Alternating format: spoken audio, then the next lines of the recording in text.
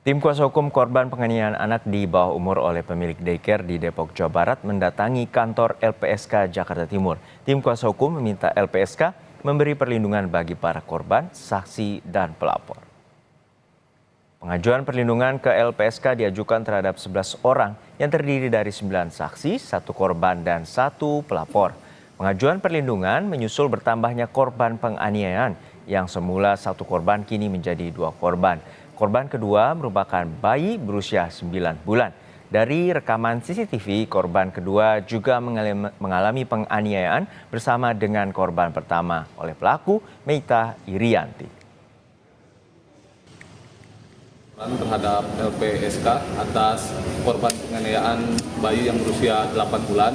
Jadi untuk saat ini sudah ada 2 korban atas tindakan penganiayaan yang dilakukan oleh pihak daycare Depok.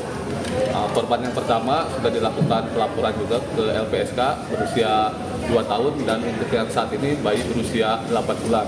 Korban kedua sama kejadiannya dengan yang korban pertama, bahkan ada satu frame itu korban kedua dan korban pertama itu ada dua-duanya dalam satu frame itu di tanggal 10 berlanjut ke tanggal 12.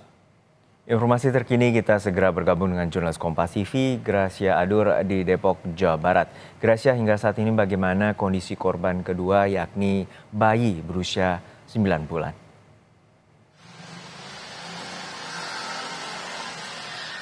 Tentu informasi yang kami dapatkan dari pihak kepolisian bahwa bayi yang berusia 9 bulan ini masih dalam perawatan oleh kedua orang tuanya, dan tentu ini setelah kejadian itu mengalami penurunan kesehatan seperti itu, Juno dan juga saudara.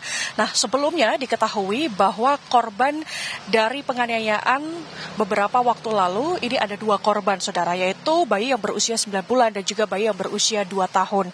Nah, kronologi kejadiannya mengapa kasus ini kemudian bisa terungkap karena pada tanggal 10 Juni 2024 sekitar awal bulan Juni lalu ketika orang tua menjemput anaknya yang berusia 2 tahun ini kaget melihat tubuhnya mengalami memar seperti itu. Pihak orang tua ini pun tidak tinggal diam saja, langsung mengkonfirmasi hal ini kepada pihak tempat penitipan anak yang namanya Wenson School, saudara. Dan dikonfirmasi oleh pihak staf bahwa tidak terjadi apapun di tempat penitipan anak ini, Juno. Kemudian beberapa minggu kemudian di tanggal 24 Juni 2024, pihak orang tua ini kemudian mendapatkan rekaman CCTV dari staf yang bekerja di Wenson School, dan orang tua mengaku kaget bahwa anaknya ini dianiaya oleh pemilik tempat penitipan anak atau daycare yang berada di lokasi Depok, Jawa Barat, saudara. Tentu orang tua tidak tinggal diam, orang tua ini pun langsung melaporkan hal ini ke Polres Kota Depok. Dan saat ini proses hukum ini masih terus berjalan, saudara. Nah, kalau saya gambarkan situasi terkini saat ini, Juno dan juga saudara, bisa dilihat di belakang saya, ini sudah dipasang garis polisi setelah kejadian ini terungkap, saudara. Artinya tidak terlihat ataupun tidak boleh ada aktivitas apapun di tempat penitipan anak ini, saudara. Kemudian kalau saya pantau di sekitar lokasi tempat penitipan anak ini, tidak terlihat ada tulisan bahwa tempat penitipan anak ini sudah mendapatkan perizinan dari Kementerian Pemberdayaan Perempuan dan Perlindungan Anak, seperti itu, saudara. Hanya perizinan dari untuk mendirikan PAUD saja, yaitu pendidikan anak usia dini. Dan ternyata memang betul seperti itu saat kami mengkonfirmasi hal ini ke pihak ketua RW setempat, yang mengaku bahwa pihak pengelola dari daycare tersebut ini hanya melampirkan surat perizinan untuk mendirikan PAUD, yaitu pendidikan anak usia dini. Dari pihak ketua RW pun tidak mengetahui bahwa daycare ini ternyata juga membuka usaha penitipan anak, seperti itu, saudara. Padahal untuk mendirikan PAUD dengan mendirikan daycare atau penitipan anak ini adalah 2 hal yang berbeda, saudara. Mengapa? Kalau untuk membangun usaha tempat penitipan anak ini harus melalui beberapa persyaratan penting, yaitu adalah melakukan persyaratan ke Dinas Pemberdayaan Perempuan dan Perlindungan Anak setempat. Syaratnya ada banyak sekali.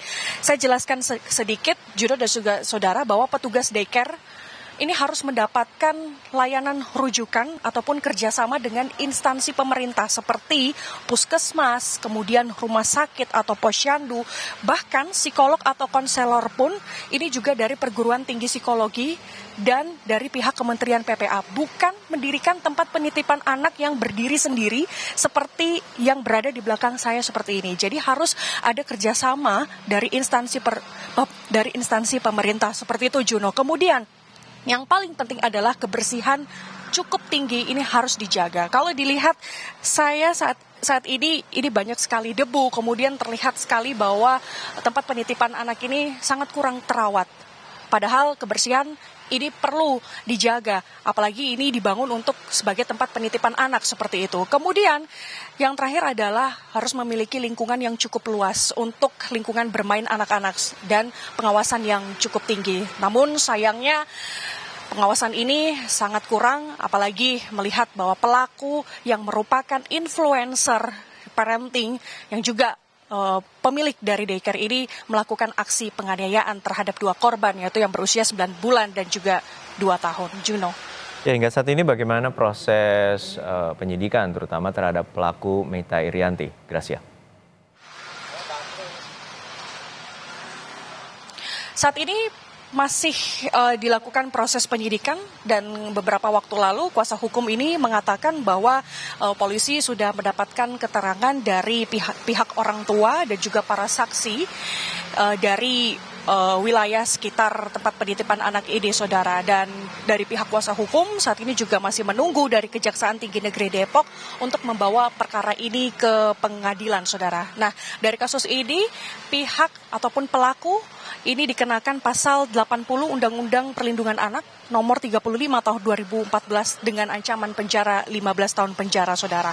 Nah, informasinya bahwa pelaku yang berinisial MI, yang ini juga latar belakangnya adalah seorang influencer parenting ini sedang hamil.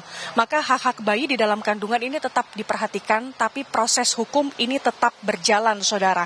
Bahkan informasinya dari pihak PLT Asisten Deputi Bidang Pelayanan Anak, dilansir dari tempo.com ini mengatakan bahwa lembaga penitipan anak tersebut ini tentunya harus memiliki standar izin perlindungan ataupun penitipan anak yang sangat lengkap, saudara. Bahkan menyarankan agar pihak orang tua ini membawa kasus ini ke hukum perdata seperti itu.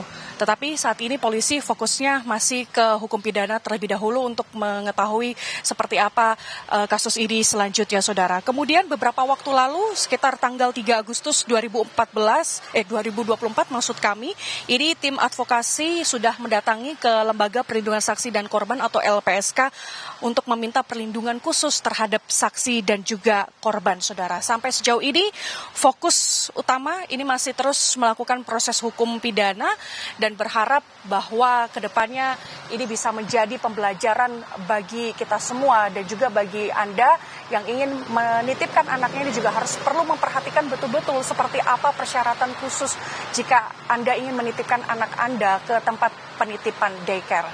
Juno. Baik, terima kasih atas laporan kepada Anda, jurnalis Kompas TV Gracia Adur dari Depok, Jawa Barat.